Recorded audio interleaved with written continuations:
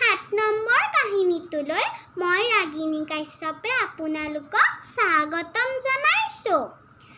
সাধু কথাৰ এখন যাদুকৰী কিতাপ।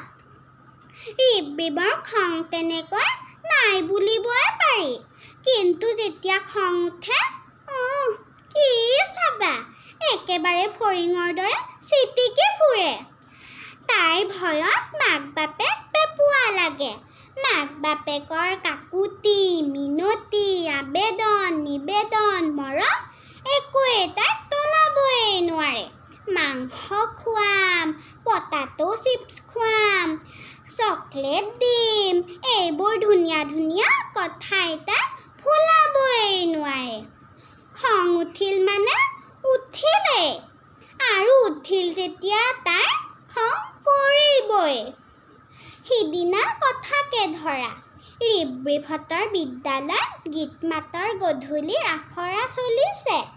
সেইবাবে সিহঁতৰ বিদ্যালয় বন্ধ। বাপেকে ৰাতিপুৱা 9 বজাতে চাৰিওজনীক বুজাই মেলি ক্ৰেছত থৈ গ'ল। ক্ৰেছ মানে কি কাৰোবাক সুধি ল'বা দেই। সিহঁতে বিশেষকৈ ৰিবৰিবে ক্ৰেছলৈ যাবই খোজা নাছিল। মাক বাপেকৰ দুয়োটাৰে কলেজ আছে। সিহঁত দিনটো ক্ৰেছত থাকিব লাগিব, পাৰি নেকি? বাপেকে বুজাই মেলি সিহঁতক ক্ৰেছত থ'লে হয়। ৰিবৰিবে বাপেকক এটা চৰ্ত দিলে, ইয়াৰ পৰা নিওঁতেও তুমিয়েই নিব লাগিব। বাপেকেও হ'ব বুলি কৈ বিদায় ল'লে। কিন্তু কিবা কাৰণত বাপেকতকৈ মাকৰ কলেজ আগতে ছুটি হ'ল। গতিকে ৰিবৰিবহঁতক আনিবলৈ মাকে ক্ৰেছ পালেগৈ। তাতেই লাগিল জগৰ। ৰিবৰিবৰ খং উঠি গ'ল।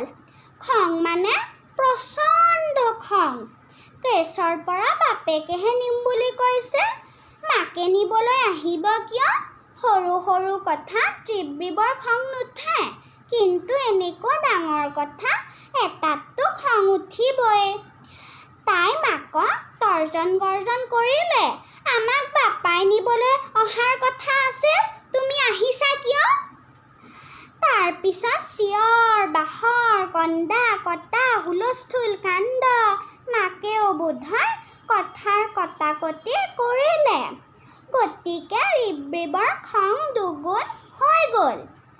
তাই চিঞৰি চিঞৰি ক'লে, আমাক নিবলৈ তুমি আৰু কোনোদিনে নাহিবা। মাকে টানে গাড়ীৰ ফালে, ৰিবৰিবে টানে ক্ৰেছৰ ফালে। আৰু বিপ বিপ পুত পুত মুনমিয়ে ভয়ে ভয়ে মাক বায়েকৰ সেই টনাটনিৰ ভয়ংকৰ খেলখন চাই থাকিল। ৰিবৰিবৰ চিধা কথা, বাপেক আহিব, তাৰ পিছতহে তাই যাব। কি ক'বা?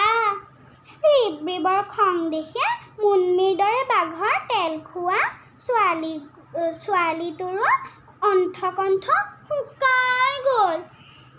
অনিষ্ট হৈ মাকে ৰিবৰিবক দিলে এটা থাপ্পড়।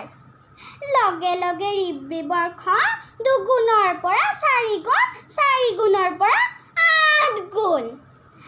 কিমান গুণ বাঢ়িল হিচাপেই কৰিব নোৱাৰা হৈ গ'ল।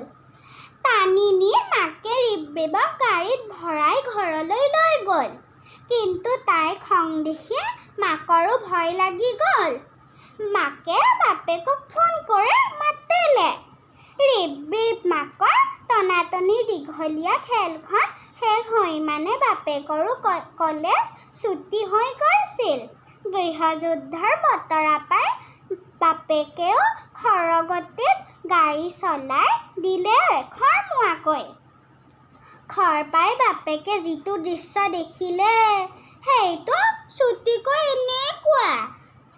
বিপ বিপ মুনমি পুত পুত চোফাত কুচি মুচি বহি আছে। ৰিবৰিবে খঙত মাকক গৰ্জি আছে, কান্দি আছে, গৰ্জি আছে, কান্দি আছে। আৰু মাকে চকী এখনত বহি ৰিবৰিবৰ ভয়ত ফেকুৰি আছে। বাপেক হাজিৰ হোৱাৰ লগে লগে ৰিবৰিবে কান্দি কান্দি গোচৰ দিলে, মায়ে মোক 2 থাপ্পৰ মাৰিছে। বাপেকে মাকৰ ফালে চালে, লগে লগে মাকে কৈফিয়ত দিলে। ঘৰলৈ নাহে, মাজ ৰাস্তাতে বহি দিছে। এনেকুৱা কাজিয়াত বাপেকৰ মাকৰ কথা শুনাৰ দৰকাৰেই নপৰে। লগে লগে বাপেকে ৰিবৰিবৰ মাকক গালি পাৰিবলৈ আৰম্ভ কৰি দিলে নহয়। বাপেকৰ তৰ্জন গৰ্জন শুনি মাকে মুখ টিপি টিপি হাঁহি থাকিল। ভাগ্য ভাল, ৰিবৰিবে দেখা নাপালে। মাকক গালি খোৱা দেখি ৰিবৰিবৰ কান্দোন অলপ কমিল। বাপেকে তাইক কোলাত লৈ নাকটোত আঙুলি দুটাৰে টিপা মাৰি দি ক'লে, ব'লাহে ফুৰি আহোঁ দুয়োটাই, কি কান্দি থাকা। বিপ আৰু মুনমিৰ আমিও যাম বুলি ক'বলৈ সাহস নহ'ল। গতিকে বাপেকে অকল ৰিবৰিবক লৈ গাড়ী ষ্টাৰ্ট দিলে।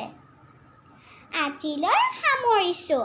কাইলৈ মই এই কাহিনীটোৰে দ্বিতীয় অংশ পাঠ কৰিম। ধন্যবাদ, বাই বাই।